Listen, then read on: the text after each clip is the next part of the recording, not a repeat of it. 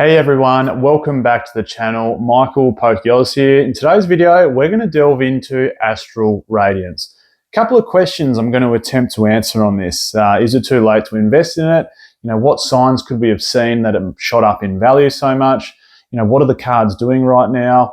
And overall, was and is Astral Radiance still a good Pokemon card set to invest in? Hey, I've teamed up with TCG Science from Instagram once again today. This is his account on Instagram if you want to send him a follow. He's rising in followers quite quickly. Maybe he can give me a shout out when he's famous and I'm not. So when he's got 1 million followers or whatever it might be. Anyway, Astral Radiance, he's going to provide the graphics or some of the graphics for this video.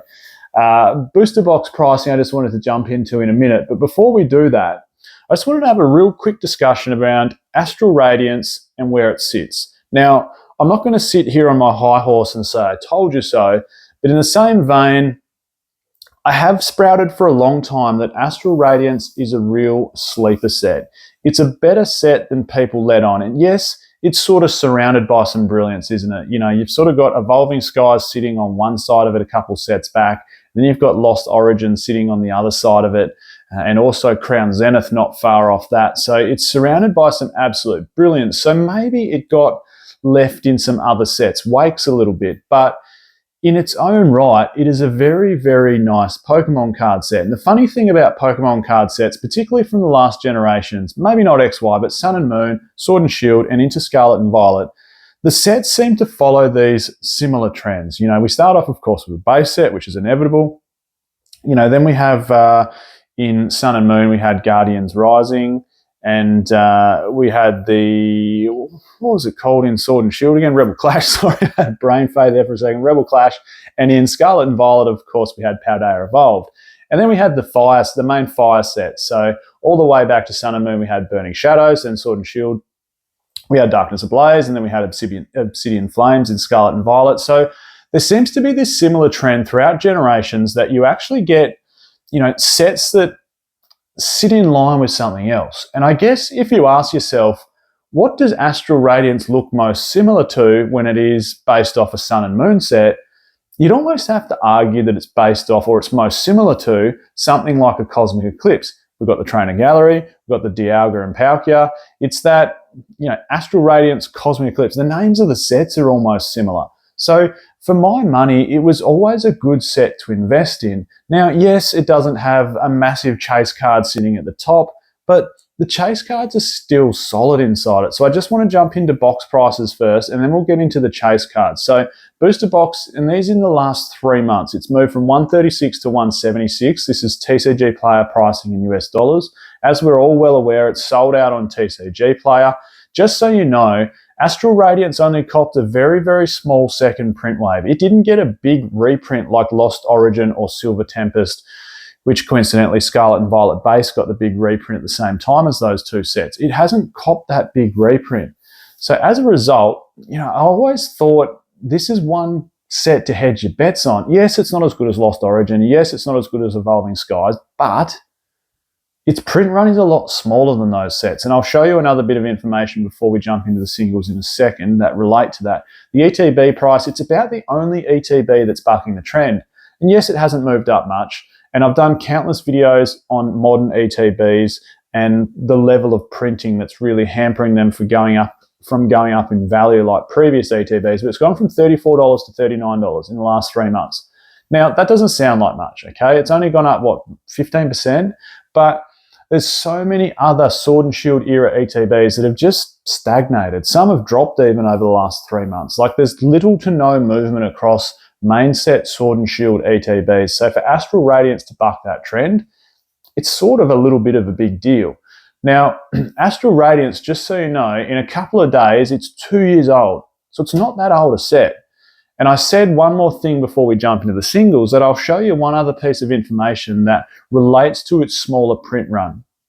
If we look at the PSA population of the graded cards inside the set, now yes, this isn't exactly print numbers, it's not. But there's got to be some sort of correlation between total graded cards and total print run, because the more graded cards you have, the more chance that there's more of that set printed. Now, you could put your black hat on and argue against that point and go, well, you know, other sets have more graded cards because it's got more popular cards. You know, there's more cards inside other sets that people want to grade. But you know what? I think there's cards inside Astral Radiance that people want to grade. It's got a full trainer gallery. It's got 4 or 5 alt arts inside there. So it's not like there's not gradable cards inside there. So just to show you, it's got currently 56,193 PSA graded cards.